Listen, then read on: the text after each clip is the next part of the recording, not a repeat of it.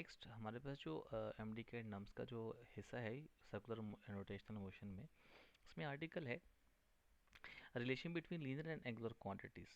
तो इसको इस तरह समझें कि हमारे पास सपोज कर लीजिएगा कि बेटा ये आपके पास जेड एक्सिस है और इसको आप समझें कि ये एक्स एक्सिस हो गया और ये समझें कि आपका वाई एक्सिस है। अब एक बॉडी हमारे पास है जो किसी भी एक ए पॉइंट से मूव कर रही है किसी भी दूसरे पॉइंट की तरफ। सपोज कर लें कि ये मेरे पास पॉइंट है जहाँ से उसने मूव करना स्टार्ट किया है। इस पॉइंट को आप कहते हैं ए, इस पॉइंट को आप कहते हैं बी। तो इसका मतलब ये हमारे पास आर्क लेंथ होगा डेल्टा एस और यहाँ पे हमारे पास कोई भी एंगल बन रहा होगा जिसको आप कहेंगे डेल थीटा और ये हमारे पास रेडियस ऑफ अ सर्कल होगा। तो यहाँ पे बेसिकली लीनियर और आपने एंगुलर क्वांटिटीज़ को आपस में रिलेट करना है। सो हमारे पास फार्मूला होता है S is equal to R theta. इसमें एस को हम लिख सकते हैं टेंजेंशियल। तो ये जो हमारे पास एस होता है इसको हम क्या क्या कहते हैं, this is called tangential displacement या फिर इसको हम कहते हैं लीनियर डिस्प्लेसमेंट। और यहाँ पे जो थीटा हमारे पास होता है इसको हम क्या कहते हैं, इसको कहा जाता है एंगुलर डिस्प्लेसमेंट कहा जाता है। ठीक, तो ये हमारे पास क्या हो गया है, एक लीनियर डिस्प्लेसमेंट आ गया और एक एंगुलर डिस्प्लेसमेंट हो गया और ये दोनों आपस में इस तरह से रिलेट हो गए। एक और फार्मूला हमारे पास होता है, ये पहला फार्मूला। दूसरा फार्मूला आपने याद रखना है, कुछ इस तरह से है कि v इज इक्वल्स टू होता है आर ओमेगा या फिर आप इसको ओमेगा आर लिख लें, यानी इसको vt हम लिख सकते हैं। अब इसमें जो vt है इसका मतलब क्या है कि ये हमारे पास कौन सी वेलोसिटी होती है, ये टेंजेंशियल वेलोसिटी होती है या फिर आप इसको इस तरह भी कह सकते हैं कि ये एक लीनियर वेलोसिटी होती है। ठीक, अच्छा, और दूसरा हमारे पास क्या है, वो आपका ओमेगा है। ओमेगा को हम कहते हैं कि यहाँ पे कि ये कौन सी वेलोसिटी है, इसको कहा जाता है कि ये एक एंगुलर वेलोसिटी है। ठीक, जब इसको आप आर के साथ देखेंगे तो लिखा होगा, तो ये आर बेसिकली इस टाइम पे क्या है, इसको हम कहते हैं this is the radius of a circle जिसमें हमारा कोई भी बॉडी मूव कर रही है। तो अगर मैं इसको वेक्टर फॉर्म में लिखूं तो वेक्टर फॉर्म में मैं किस तरह से लिख सकता हूँ, मैं इसको लिखूंगा V T vector is equals to, हमारे पास क्या बनेगा, ओमेगा इनटू आपका बनेगा आर वेक्टर। अभी आर इस टाइम पे रेडियस नहीं है बल्कि ये आपका क्या बन जाता है, पोजीशन वेक्टर बन जाता है। और पोजीशन वेक्टर क्या होता है कि अगर किसी पॉइंट को लोकेट करना है तो उसके लिए जो आपको वेक्टर प्लॉट करना पड़ता है किसी रेफरेंस से, तो उसको आप कहते हैं क्या है, पोजीशन वेक्टर कहा जाता है। अब इस यहाँ इसी फार्मूले से ज़रा देखें, मैं एक छोटे से दो क्वेश्चन बना लेता हूँ। नंबर वन, पहला क्वेश्चन मैं यहाँ से ये बना सकता हूँ। वो क्वेश्चन कुछ इस तरह से है, अगर एमसीक्यू में आ जाए कि यहाँ पे आप देखें तो जो हमारे पास जो टेंजेंशियल वेलोसिटी है वो परपेंडिकुलर होती है किसके, एंगुलर वेलोसिटी के। और इसी तरह से यही टेंजेंशियल वेलोसिटी परपेंडिकुलर होती है किसके, पोजीशन वेक्टर के। दोनों केसेस में जो एंगल होता है वो कितना होता है, 90 डिग्री होता है। तो ये एक एमसीक्यू आपके पास बन जाते हैं। एक पॉइंट में लिखने जा रहा हूँ कि जो टेंजेंशियल वेलोसिटी है it is also perpendicular to the plane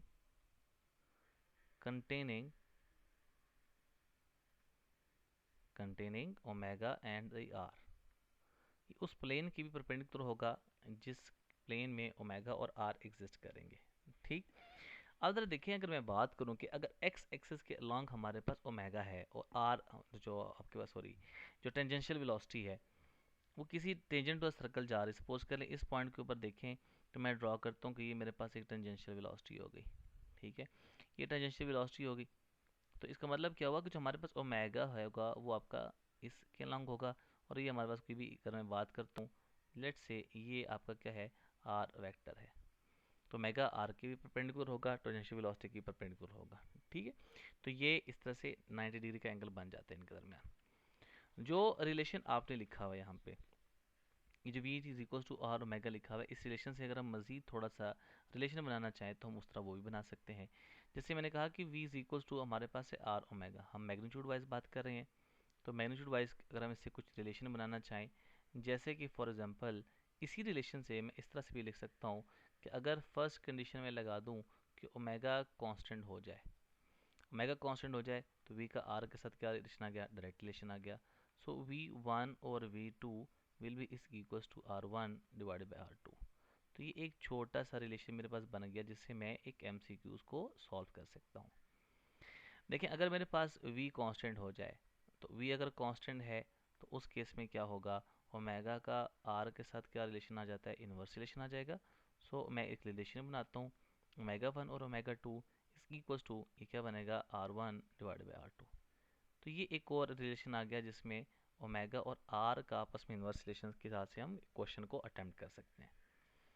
third relation आपने क्या लिखा हुआ था, थर्ड रिलेशन हम इस तरह से लिख सकते हैं कि जैसे हमारे पास क्या था, देखिए हमारे पास लिख सकता हूँ मैं कुछ इस तरह से कि S delta V is equal to R delta omega लिख सकता हूँ। आप इसको डिवाइड कर दें डेल्टा टी से, तो अगर मैं इसका लगाऊं कि मैंने डेल्टा टी को अप्रोच किया ज़ीरो के ऊपर, और यहाँ भी मैं कहता हूँ कि लिमिट डेल्टा टी जो है वो अप्रोच कर रहा है ज़ीरो को, तो यहाँ पे क्या बनेगा, ए इज इक्वल्स टू आर और ये बनेगा एल्फा। अब इसमें जो हमारे पास ए लिखा हुआ है इसको मैं ए टी लिख सकता हूँ। ए टी मीन्स कि ये आपके पास क्या है, जैसे दी टेंजेंशियल एक्सलरेशन, और इसको आप कह सकते हैं कि ये बेसिकली क्या है, लीनियर एक्सलरेशन है। और अल्फा आपके पास यहाँ पे किसको इंडिकेट करता है, एंगुलर एक्सलरेशन को इंडिकेट किया जा रहा है। ठीक, फिर वही बात आ गई कि अगर मैं इसको वेक्टर फॉर्म में लिखूंगा तो मैं लिखूंगा, यहाँ से इंपॉर्टेंट बात लिखने जा रहा हूँ, ये नोट करने वाली बात बेटा है। देखिए ए टी जो होगा उसको अगर मैं वेक्टर फॉर्म में लिखूं तो मैं इसको लिखूंगा अल्फा क्रॉस इनटू आर। अब इसी से उसी तरह से दो हम एमसीक्यू बना सकते हैं। फर्स्ट एमसीक्यू आपका क्या बन सकता है यहाँ से, वो ये बन सकता है कि अगर मैं बात करूँ कि टेंजेंशियल एक्सलरेशन की, तो वो परपेंडिकुलर होगा किसके, अल्फा के, और यही टेंजेंशियल एक्सलरेशन परपेंडिकुलर होगा किसके, पोजीशन वेक्टर के। दोनों ही केसेस में theta will be is equals to 90 degree. और याद रखें उसी तरह से कि ए टी जो होगा it will perpendicular to the plane containing alpha and the R. ठीक, तो ये आपके पास रिलेशंस के लिहाज से क्वेश्चन आ गए। देखिए एक चीज़ याद रखें, जब आप लीनियर की बात करते हैं और आप बात करते हैं एंगुलर की, तो अगर मैं लास्ट प्रीवियस स्लाइड में जाऊं तो इसमें देखें ओमेगा, अल्फा, थीटा, ये सारे के सारे परपेंडिकुलर होंगे किसके, लीनियर क्वांटिटीज़ के। तो ये इंपॉर्टेंट है। मैं एक एमसीक्यू लिखने जा रहा हूँ कि अगर मैं फाइंड आउट करूँ ओमेगा का डॉट प्रोडक्ट ले लूँ टर्मिनल वेलोसिटी के साथ, या फिर मैं एस टी का डॉट प्रोडक्ट लेता हूँ थीटा के साथ, या फिर मैं ए टी का डॉट प्रोडक्ट लेता हूँ अल्फा के साथ, तो सारे केसेस में इनका जो आंसर आएगा वो क्या बनेगा, ज़ीरो। क्यों, क्योंकि इन सब में एंगल बनता है 90 डिग्री, तो कॉस 90 बराबर होता है ज़ीरो के, तो इसलिए इसका आंसर क्या बन जाएगा, ज़ीरो बन जाएगा। तो ये एक एमसीक्यू आपसे इस तरह से पूछे जा सकते हैं। देखिए एक एमसीक्यू से हम ये बात मज़ीद क्लैरिफाई करते हैं। आपसे पूछता ये है कि टेंजेंशियल वेलोसिटी आप बता दें किसी भी बॉडी के जो कि सर्कल में मूव कर रहा है, और डायमीटर आपको गिवन है कितना है, 6 मीटर है, और उसकी जो एंगुलर स्पीड है वो आपको गिवन है 50 रेवोल्यूशन पर मिनट। और ऑप्शन यहाँ पे आपको दिए जाते हैं कुछ इस तरह से कि पहला ऑप्शन आपके पास है 16 metre per second, second option आपके पास है 10 metre per second, Charlie option आपके पास है 20 मीटर पर सेकेंड, और डेल्टा ऑप्शन आपके पास है 40 मीटर पर सेकेंड। किस तरह से सॉल्व करेंगे, आपको बड़ा अच्छी तरह से याद फार्मूला है कि हमारे पास v इज इक्वल्स टू क्या होता है, आर ओमेगा होता है। v is equals to R omega, चूँकि डायमीटर की फॉर्म में हमें क्वेश्चन गिवन है तो डायमीटर्स के लिहाज से इसको हम फॉर्मुलेशन कर लेते हैं। v is equals to R होता है d/2, और उसको हमने लिख लिया और साथ ओमेगा लिख लिया। अब इसमें वैल्यूज पुट कर दें, v is equals to diameter देखिए आपके पास कितना गिवन है, वो अगर गिवन है 6 डिवाइडेड बाई 2 आ गया। ओमेगा कितना गिवन है आपको, वो गिवन है 50 रेवोल्यूशन पर मिनट। तो v इज इक्वल्स टू यहाँ से तो बन जाएगा आपके पास कितना, ये बनेगा 6/2, चलिए लिख लें इसको। 50 रेवोल्यूशन है, आप इसको लिख सकते हैं 50 इंटू 2 पाई रेडियन डिवाइडेड में मैं इसको लिख सकता हूँ कितना, 60 सेकेंड, क्योंकि v हमारे पास इसकी यूनिट होती है मीटर पर सेकेंड। तो देखें एक 2 इस 2 से कैंसिल हो जाएगा, एक 0 इस 0 से कैंसिल हो जाएगा, और ये 6 इस 6 से कैंसिल हो जाएगा।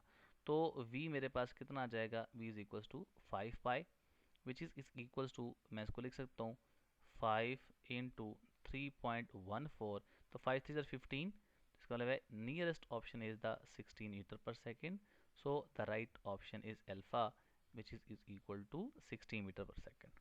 ठीक, अब इसी तरह से हम एक और एमसीक्यू यहीं पे प्लॉट कर लेते हैं, जगह हमारे पास अवेलेबल है, तो एक और एमसीक्यू मैं यहाँ पे प्लॉट करता हूँ। कुछ एमसीक्यू इस तरह से है, एमसीक्यू ये है, सपोज कर लें कि एक बॉडी है, अ पार्टिकल इज मूविंग, ठीक है, वो एक मूव कर रहा है, a particle is moving along a circle, और उसमें वो रिलेशन कर रहा है लीनियर वेलोसिटी, एंगुलर एक्सेलरेशन, तो उसके बारे में एक रिलेशन पूछता है कि which of the following is wrong, और ऑप्शन आपको देता है यहाँ पे, लेट्स से सपोज कर ले वो फर्स्ट ऑप्शन देता है कि omega is perpendicular to the V, second option आपको देता है कि omega is perpendicular to alpha, और चार्ली ऑप्शन आपको देता है कि omega is perpendicular to A C, और डेल्टा ऑप्शन आपको देता है कि v is perpendicular to the A C. अब इसको इस तरह समझें कि सपोज कर लें कि मेरे पास एक बॉडी है जो कि सर्कल में मूव की जा रही थी, ठीक, जो सर्कल में मूव कर रही है बॉडी, उसको ज़रा देख लें कि किस तरह से बॉडी मूव कर रही है। सपोज कर लें कि वर्टिकल सर्कल में एक बॉडी मूव की जा रही है, हम लेट से कहते हैं कि ये मेरे पास एक वर्टिकल सर्कल आ गया। अब ये वर्टिकल सर्कल है, इससे आप ज़रा बात आपको अच्छी समझ आ जाएगी, ये हमारे पास सेंटर ऑफ अ सर्कल है। हमें देखें, जब हम बात करते हैं सेंट्रीपिटल एक्सेलरेशन की, तो सेंट्रीपिटल एक्सेलरेशन जो होता है वो towards centre of a circle होता है। आप इसको ज़रा किसी डायरेक्शन शो करेंगे तो ये सेंट्रीपिटल एक्सेलरेशन हो गया वेक्टर फॉर्म में। देखिए, इसी के बिल्कुल परपेंडिकुलर जो होता है वो आपका टेंजेंशियल वेलोसिटी होगी, let this is the tangential velocity, तो ये आपके पास क्या हो जाएगा, वी टी हो जाएगा। अच्छा, अब बिल्कुल इसके एक्सिस के परपेंडिकुलर जो होगा वो आपके पास क्या होते हैं, यानी इसके परपेंडिकुलर हमारे पास क्या होते हैं, ओमेगा होता है, अल्फा होता है और थीटा होता है। तो देखें, ओमेगा और अल्फा ये तो पैरेलल हो गए दूसरे के, नॉट परपेंडिकुलर। इट मीन्स कि मैं यहाँ पे लिख सकता हूँ कि ऑल द लीनियर क्वांटिटीज, जितने भी क्वांटिटीज होंगी लीनियर, वो हमेशा परपेंडिकुलर होती हैं किसकी, वो परपेंडिकुलर होती हैं एंगुलर क्वांटिटीज की, ठीक है। और तमाम की तमाम जितनी भी एंगुलर क्वांटिटीज हैं, angular quantities are parallel to each other, ठीक, तो इसके पैरेलल होती हैं। तो यहाँ पे देखिए दो एंगुलर क्वांटिटीज रिलेट हो रही हैं, तो ये एक दूसरे के पैरेलल हो सकती हैं लेकिन परपेंडिकुलर नहीं हो सकती। तो यहाँ पे राइट ऑप्शन क्या बनेगा, वो बन जाएगा beta which is equals to omega is perpendicular to alpha, ठीक। ये आपके पास एक क्वेश्चन यहाँ से पूछा जा सकता है। इसी तरह से सपोज कर लें आपसे पूछा जाता है, क्वेश्चन एक हम और कर लेते हैं, फिर हम नेक्स्ट मूव करते हैं आर्टिकल की तरफ। नेक्स्ट क्वेश्चन आपसे पूछा जा सकता है, वो क्वेश्चन ही है कि सपोज करें कि एमसीक्यू आ गया, आपसे कहते हैं कि व्हेन अ व्हील ऑफ, आप इस तरह कर लें या आप इसको इस तरह से लिखें, विच ऑफ द फॉलोइंग पॉइंट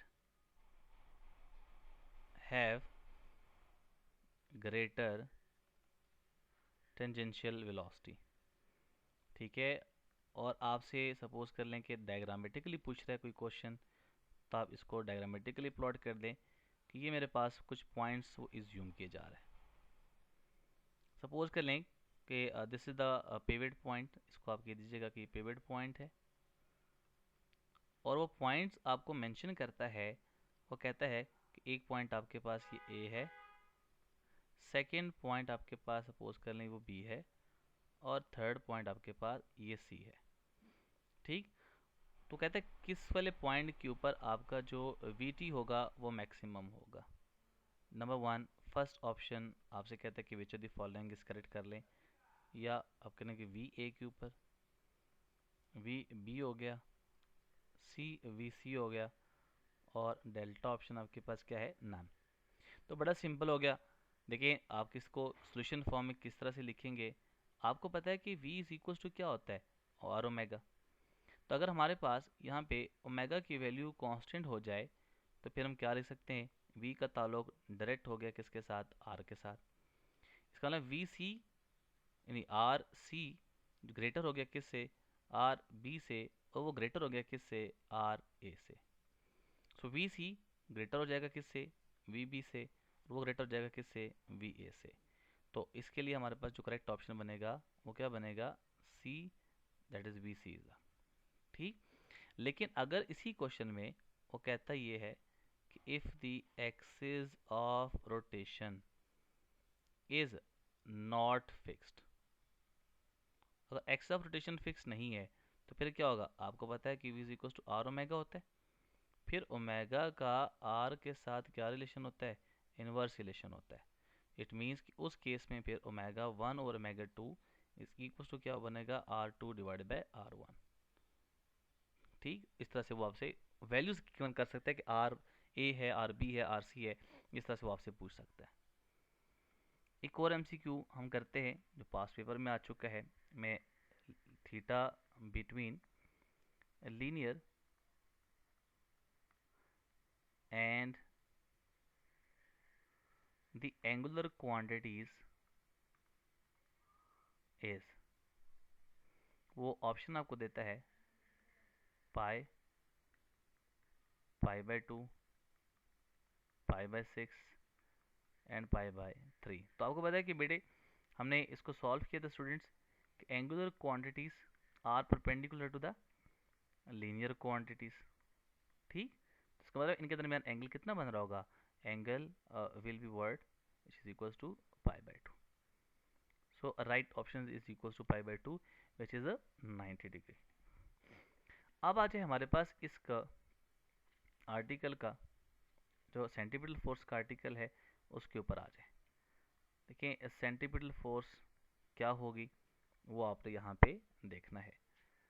तो सेंट्रीपिटल फोर्स को हम लिखते हैं सबसे पहले, what is mean by centripetal force. तो सेंट्रीपिटल फोर्स क्या होती है, इसके बारे में कुछ इंपॉर्टेंट पॉइंट्स मैं पहले पॉइंट फॉर्म में लिखना चाह रहा हूँ।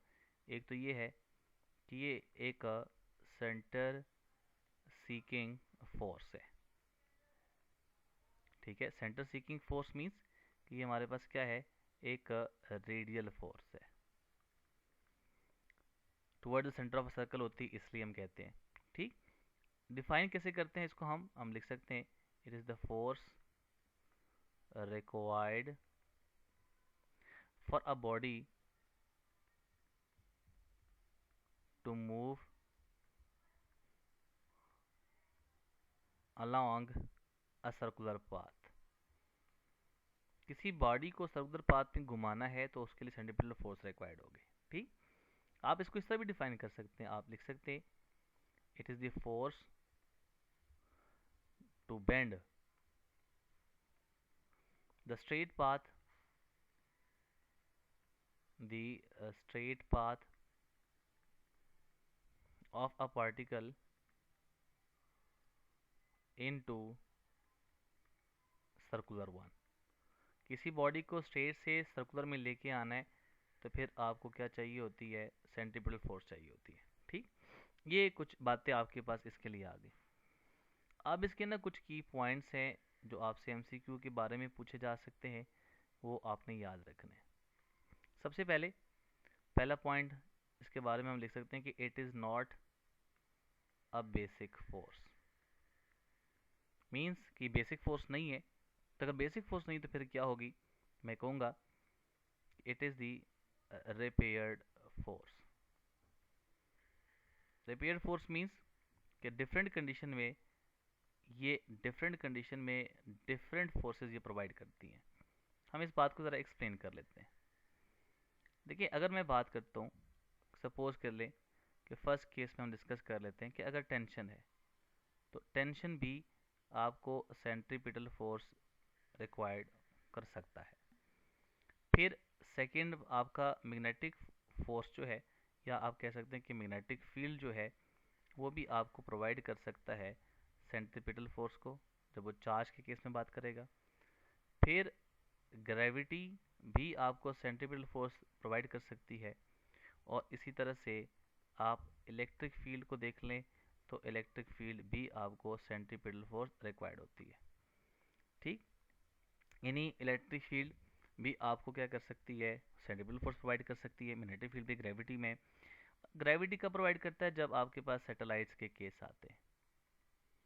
मैग्नेटिक फील्ड आपके पास कब होता है, जब आपका चार्ज का क्या करता है, कोई भी चार्ज है वो सर्कुलर मोशन भी परफॉर्म कर रहा होता है। और टेंशन कहाँ होती है, जब हॉरिजेंटल सर्कुलर मोशन हो और आपके पास वर्टिकल सर्कुलर मोशन हो, उस केस में टेंशन आपको प्रोवाइड कर रहा होता है क्या चीज़, सेंट्रीपिटल फोर्स। ठीक, इसी तरह से इसके बारे में मज़ीद कुछ इंपॉर्टेंट पॉइंट्स हैं सेंट्रीपिटल फोर्स के लिहाज से, वो हम यहाँ पे लिख देते हैं।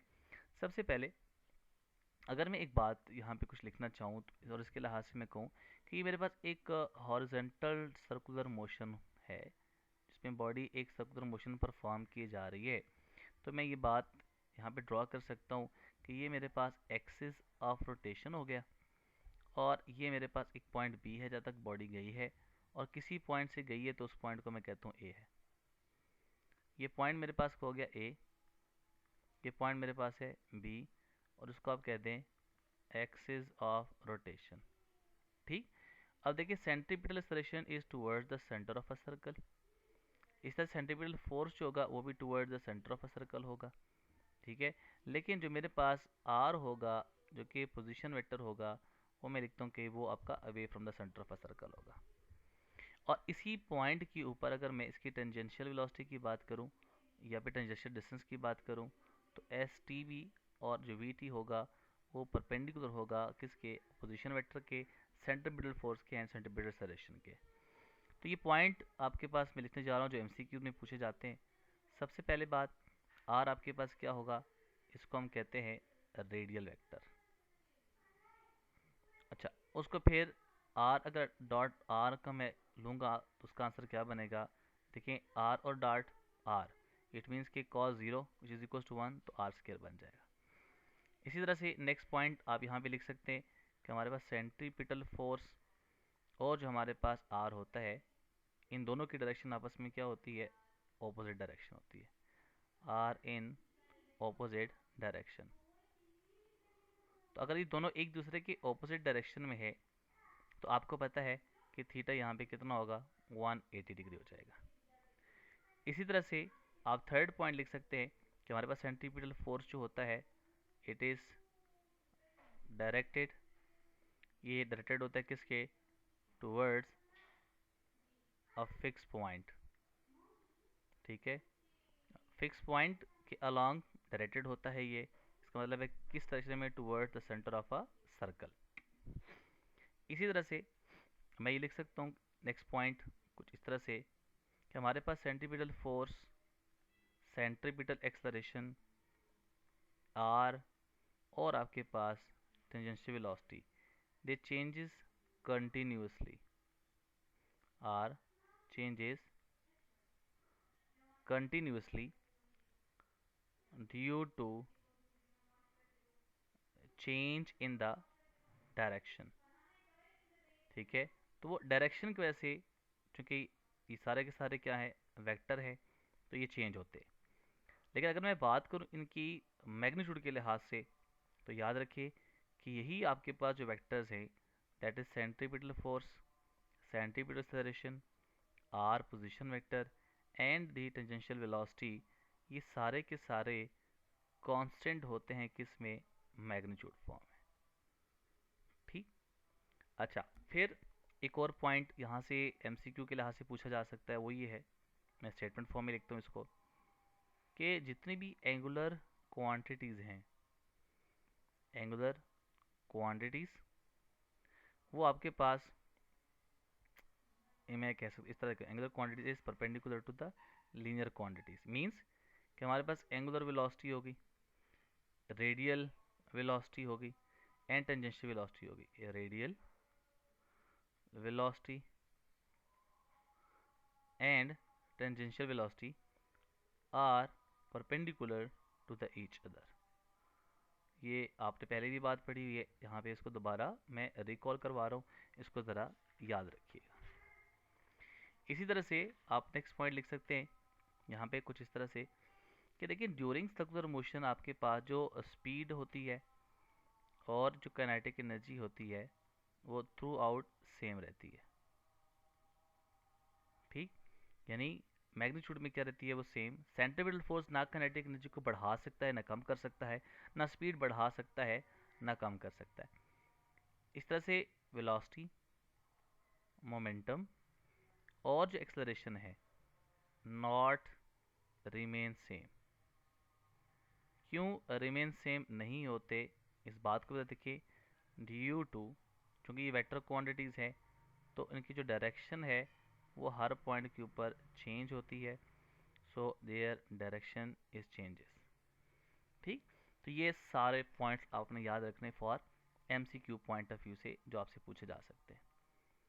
फर्दर मूव करते हैं, अगर हमसे छोटा सा एक एमसीक्यू पूछ लिया जाए, वो आपसे पूछता है कि बताइए वर्डन पास पेपर में काफ़ी दफ़ा रिपीट हो चुका है बाय सेंट्रीपिटल फोर्स एस, और ऑप्शन आपको देता है यहाँ पे F C D by two, F C D,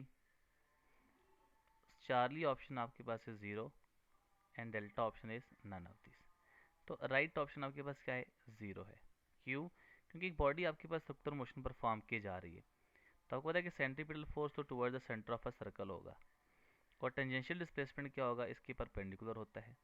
ये लीनियर डिस्प्लेसमेंट की बात कर रहे हैं। तो आपको पता है कि जब हम work is equals to F C dot D put करेंगे तो क्या बन जाएगा, F C D cos of 90 degree, तो कॉज 90 होता है zero, so work done by the centripetal force की वैल्यू क्या बन जाएगी, ज़ीरो। सो इसलिए राइट ऑप्शन आपके पास क्या बनेगा, ज़ीरो। अब आ जाए कुछ इसके रिलेशंस के बारे में। अगर मैं यहाँ पे कुछ रिलेशन लिख लूँ सेंट्रीपिटल फोर्स के और सेंट्रीपिटल के वेक्टर फॉर्म, लीनियर फॉर्म, इस तरह से मैं लिख सकता हूँ। देखिए फार्मूला हमारे पास होता है F C is equals to M A C. तो अगर मैं ए सी की वैल्यू पुट करूँ तो क्या बनेगा, we square divide by are. अगर हमारे पास यहाँ पे v कांस्टेंट हो जाए तो मैं लिखूँगा कि एफ सी का r के साथ क्या रिलेशन हो गया, इनवर्स रिलेशन हो गया। और अगर मैं आपसे पूछता हूँ कि बताएं कि एफ सी का r के साथ चूँकि इनवर्स रिलेशन है तो इनका अगर ग्राफ को प्लॉट किया जाए तो किस तरह का बन सकता है, centripetal force along Y axis और r हमारे पास अलोंग एक्स एक्सिस हो जाएगा, तो हमारे पास ग्राफ एक्सपोनेंशियल डिके फॉर्म की तरफ आएगा। लेकिन इसी को अगर मैं इस तरह से पूछूं आपसे कि बताएं कि ये मेरे पास centripetal force along Y axis हो गया और आर हमारे पास है, लेकिन इस टाइम पे आर के साथ नहीं मैं ड्रॉ करता हूँ वन डिवाइड बाई आर, तो इनका आपस में डायरेक्ट रिलेशन हो गया, तो ग्राफ क्या बनेगा, स्ट्रेट लाइन बन जाएगा। तो ये फर्स्ट आप किस तरह से यहाँ पे ग्राफ के लिहाज से पूछा जा सकता है।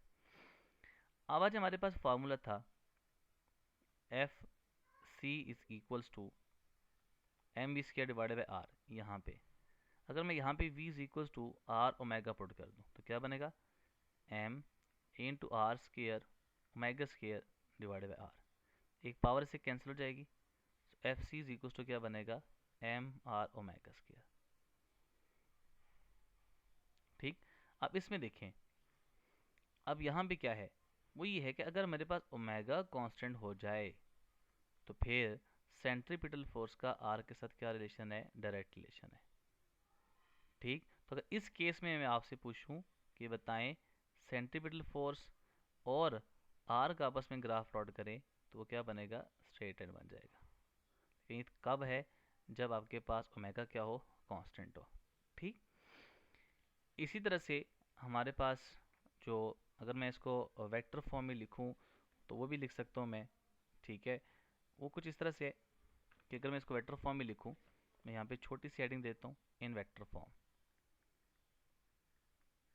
तो वेक्टर फॉर्म में भी मैं इसको लिख सकता हूँ। वो कैसे लिखूंगा? देखिए, हमारे पास सेंट्रीपिटल फोर्स हो गया, वो किसके बराबर था? M V square divided by are into R, vector लिख सकता हूँ। इसको मैं थोड़ा सा अरेंज करता हूँ, M V square divided by R, और आर वेक्टर को हम लिखते हैं किस, सॉरी, जो आपके पास बनेगा आर यूनिट वेक्टर बनेगा। तो यूनिट वेक्टर को हम किससे डिनोट करते हैं? कैप से। तो ये बनेगा R vector divide by R का मैग्नीट्यूड। तो अगर मैं इसको इस तरह से लिखूँ मजीद, तो F C is equals to क्या बनेगा? M V square divide by R, और आर आपस में मल्टीप्लाई हो जाएंगे, ये बनेगा आर स्केयर, और ये आपके पास आर वेक्टर हो गया। चूंकि centripetal force toward centre of a circle होता है, और जो आर आपके पास होता है वो away from the centre of a circle, so they are anti parallel. तो थीटा आपके पास यहाँ पे कितना बन जाता है? 180 डिग्री। इसलिए आपको यहाँ पे क्या लगाना पड़ता है? Negative sign. ठीक, तो ये इस तरह से आपने इसको वैल्यूज़ को याद रखना है। तो ये आपका एक रिलेशन बन जाएगा बिटवीन सेंट्रीपिटल फोर्स, अगर आप देखेंगे इसको वेक्टर फॉर्म में लिखना चाहते हैं।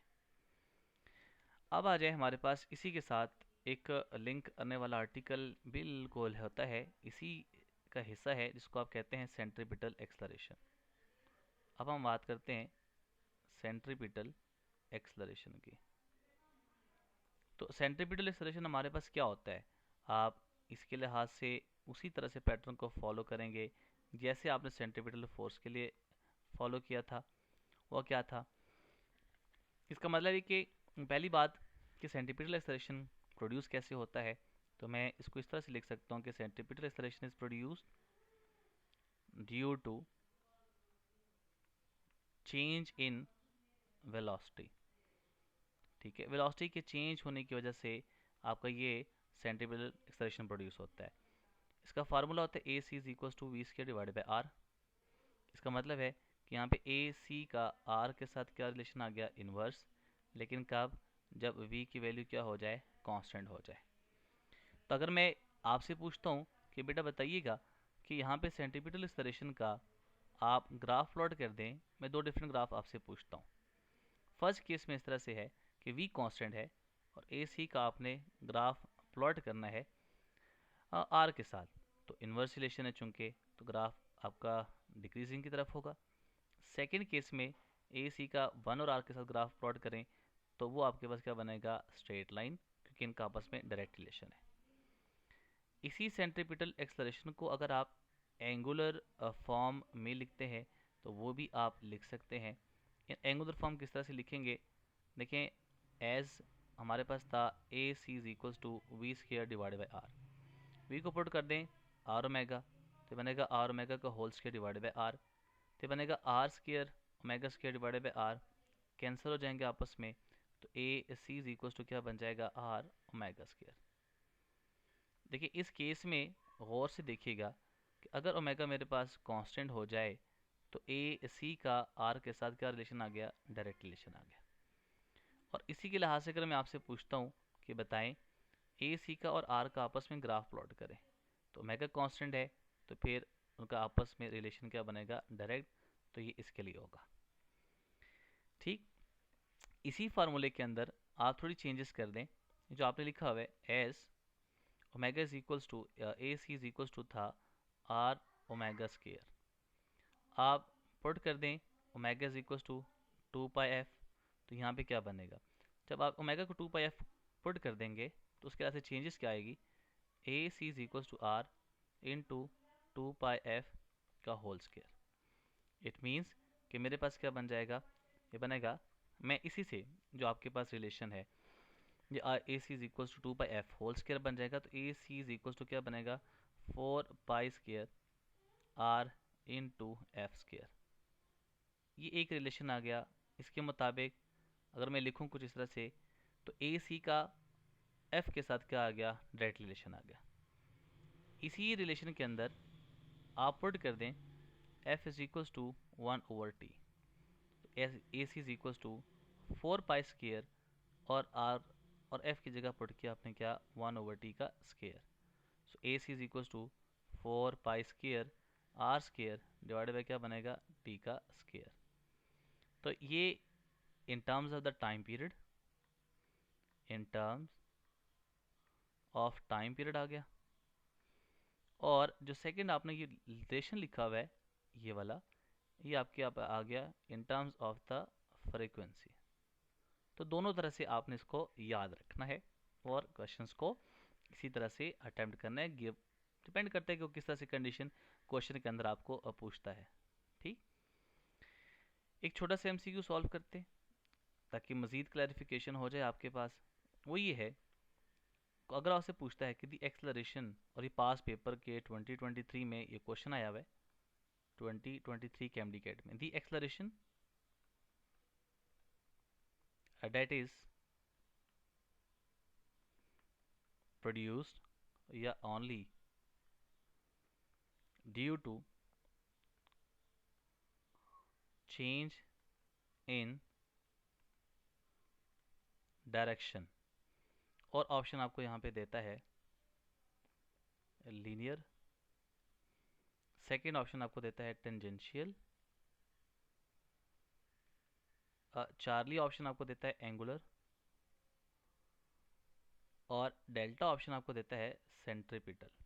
जैसे हमने पॉइंट लिखा था, डेफिनेशन लिखी थी कि सेंटर सीकिंग फोर्स और सेंटर सीकिंग फोर्स की वजह से सेंटर की तरफ जो एक्सलेरेशन होगा, जो सिर्फ डायरेक्शन की वजह से होगा, उसको आप बोलेंगे क्या है, टेंजेंशियल सॉरी सेंट्रीपिटल एक्सलेरेशन आ जाएगा। ठीक है, आपसे इस तरह से पूछा जाता है कि which of the following results in centripetal acceleration produce in a body, तो तब भी आप लिखना है कि due to the change in the direction of the velocities. ठीक, अच्छा, अब लास्ट में जो हमने ये जो सेंट्रीपिटल एक्सलेरेशन पढ़ा था, उसी को थोड़ा सा हमने चूंकि उसी को डिस्कस कर रहे हैं, अगर मैं इन वेक्टर फॉर्म लिखता हूँ, वेक्टर फॉर्म में अगर मैं सेंट्रीपिटल एक्सलेरेशन को लिखता हूँ, देखिए मैं कैसे लिख सकता हूँ, a C is equals to था v square divided by are. अगर मैं इसको लिखूँ तो v square divided by are into r unit vector लिखूँगा। So a C is equals to, ये क्या बन जाएगा, दिस सिंपलाइज दैट बनेगा we square divided by are into r cap divided by r. तो ये बनेगा a C is equals to minus v square divided by r square into क्या बन जाएगा, R cap. So AC is directed toward the center of a circle and position vector is directed away from the center of a circle. So both are anti-parallel. So यहाँ पे theta की value आपके पास क्या बन जाएगी, 180 degree बन जाएगी। ठीक, तो ये इस तरह से आपने को याद रखना है। अब हमारे पास एक छोटा सा एमसीक्यू सॉल्व करते हैं। क्वेश्चन चले मैं बना लेता हूँ इधर से। क्वेश्चन कुछ इस तरह से कि to particles of equal masses are revolving in a circular path of radius r1 and r2। ठीक, देन वो कहता ही है, आपसे पूछता है ratio of their centripetal force will be. देखिए इसको कैसे सॉल्व करना है, आपको पता है कि F इज इक्वल्स टू क्या होता है, M B square divided by R, R1 कह दें इसको, S को F1 कह दें, डिवाइड कर दें F2 से, M B square divide by क्या लिखूंगा, R2। ठीक, तो इसको मैं इस तरह से लिख सकता हूँ, F1 और F2 is equals to M B square divided by R1, division आपका चेंज हो जाती है मल्टीप्लिकेशन में, तो रेसिप्रोकल, तो R2 divided by M B square, M B square से कैंसिल हो जाएगा, तो आपके पास क्या बन जाएगा, F1 divided by F2 is equals to क्या बच जाएगा, R2 डिवाइडेड बाई R1। सो ये आपके पास एक राइट ऑप्शन बन जाएगी। अब आज हमारे पास कुछ इसके मज़ीद रिलेशंस हैं जो बड़े इंपॉर्टेंट है, जो आपने डिस्कस करने हैं। ठीक है, वो इंपॉर्टेंट रिलेशंस क्या है, हम यहाँ पे इसको लिखते हैं, what are the important relations, जो कि यहाँ पे आपने डिस्क्राइब करने हैं। रिलेशंस कुछ इस तरह से हैं जो कि डिफरेंट रिलेशन बन जाएंगे। नंबर 1, सबसे पहले देखें F C is equals to होता है हमारे पास क्या, M V square divided by r.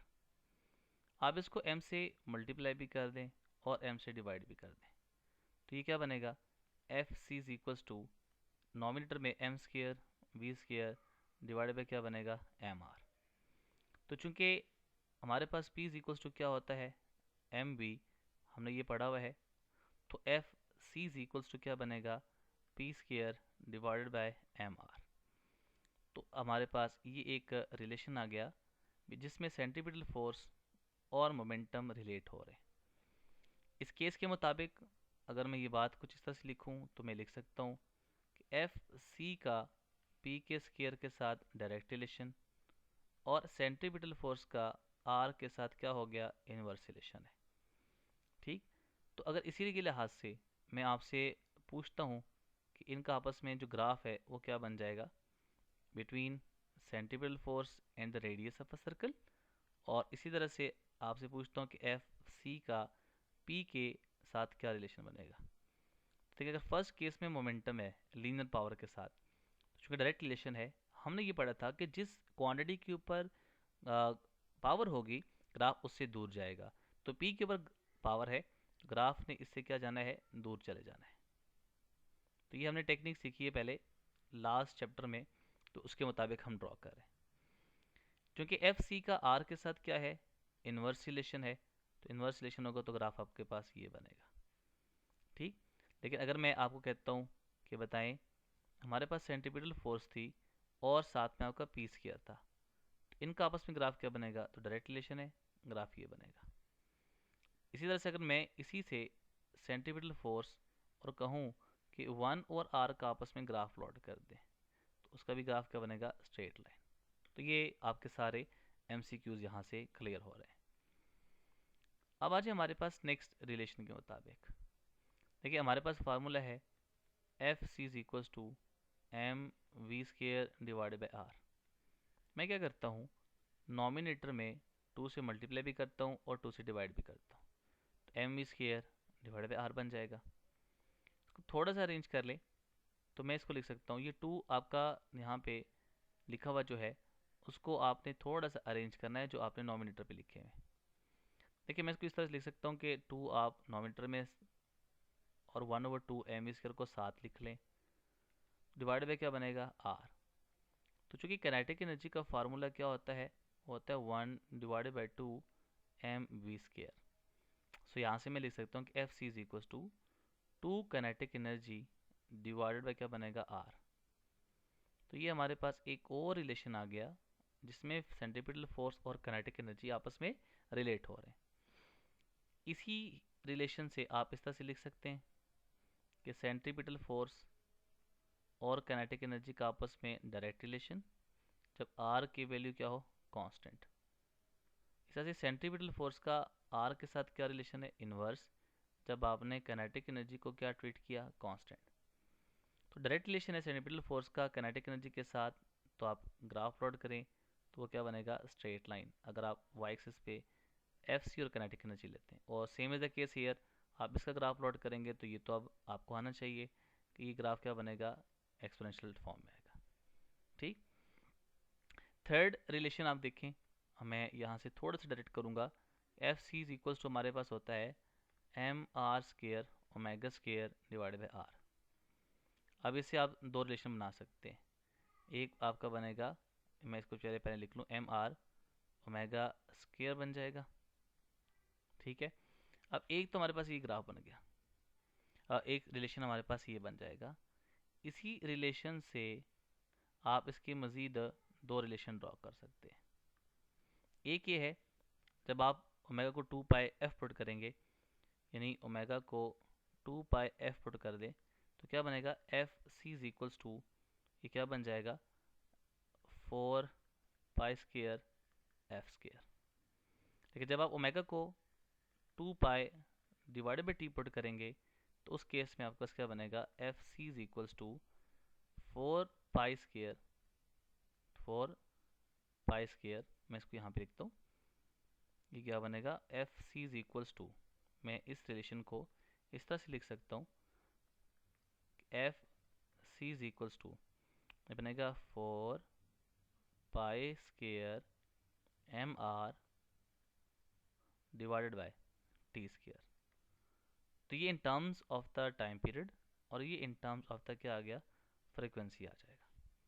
तो ये इंपॉर्टेंट रिलेशंस हैं जो आपसे डिफरेंट क्वेश्चंस के लिहाज से ग्राफ का, रेशो का या कुछ कंडीशंस गिवन हो इस पे, तो आप इस तरह के क्वेश्चन को सॉल्व कर सकते हैं। ठीक, इसी रिलेशन से हम एक क्वेश्चन करते हैं। फॉर एग्जांपल क्वेश्चन आ गया वो कुछ इस तरह से है कि the momentum of the body, momentum of the body is circular path is 5 Newton second है।